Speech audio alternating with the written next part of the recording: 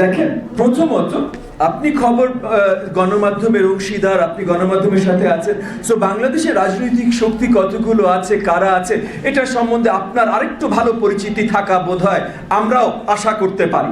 দ্বিতীয়ত, এগেন অনেকগুলো দলকেই তারা ডেকেছেন, প্রত্যেকটা দল তাদেরকে যারা দেখেছেন তারা কোনো না কোনো সময় গত 8 মাসে বলেছে আরো লম্বা সময় এই সরকারকে দেখতে চায়।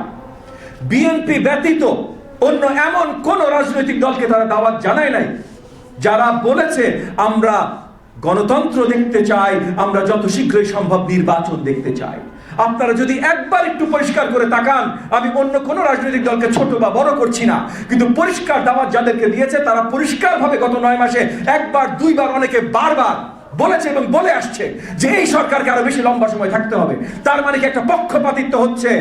এই সরকার আওয়ামী সরকার যেমন ছিল, যে তাদের বিরুদ্ধে যদি কথা বলা হয় বা তারা পছন্দ করেন এমন কথা যদি বলা হয় তাহলে তাদেরকে তারা ব্ল্যাকলিস্ট করে দিত। এই সরকার যদি দাওয়াত জানানোর সময় শুধু লম্বা সময় যারা চাচ্ছে তাদেরকেই দাওয়াত জানায়, তাহলে এই সরকারও তো একই রাস্তায় হাঁটা শুরু করছে বলে আমরা মনে করি। ওয়ালটন আবারও মিলিয়নিয়ার অফারে ওয়ালটন ফ্রিজ কিনে আপনিও হয়ে যেতে পারেন মিলিয়নিয়ার। আমরা দেখতে চাই যত শীঘ্রই নির্বাচন দেয়া সম্ভব, নির্বাচন দেয়া হোক এবং নির্বাচনের পরিষ্কার একটি রোড ম্যাপ ইমিডিয়েটলি জনগণের সম্মুখে নিয়ে আসা হোক। তো তারা যদি অন্তর্বর্তীকালীন সরকার যদি আগামী সপ্তাহে একটা রোড ম্যাপ দিতে পারে, ওই রোড ম্যাপে যদি তারা আমাদেরকে পরিষ্কার দেখায় যে ডিসেম্বরে তারা নির্বাচন দিতে পারবে সুন্দরভাবে, তার আগে পারবে না, আমরা ডিসেম্বরে মেনে নেব। যদি তারা দেখায় আরেকটু পরে তাহলে দিতে পারবে, তার আগে পারবে না, হয়তো তখন আমরা মেনে নেব। কিন্তু রোড ম্যাপটা তো আগে দিতে হবে ভাই। 9 মাস ধরে আপনি কথা বলে যাচ্ছেন, আপনি এখন পর্যন্ত বলছেন না যে নির্বাচন কিভাবে দেবেন। আপনি শুধু একটা ধোঁয়াশার ভেতরে মানুষকে রাখছেন। অল্প সংস্কার হলে ডিসেম্বর, বেশি সংস্কার হলে জুন। বেশি সংস্কার মানে কি, অল্প সংস্কার মানে কি, কে আপনাকে সেটার ম্যান্ডেট দিয়েছে, কোনো কিছু আপনারা পরিষ্কার করছেন না।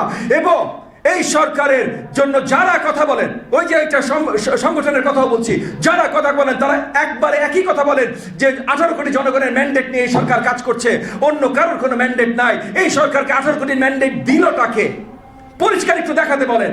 এই সরকারের উপদেষ্টা মণ্ডলীর যে সদস্যরা আছেন যারা বলছেন তাদেরকে ম্যান্ডেট আছে, প্লিজ আমার সাথে এসে বসতে বলেন বা আমাদের সাথে এসে বসতে বলেন।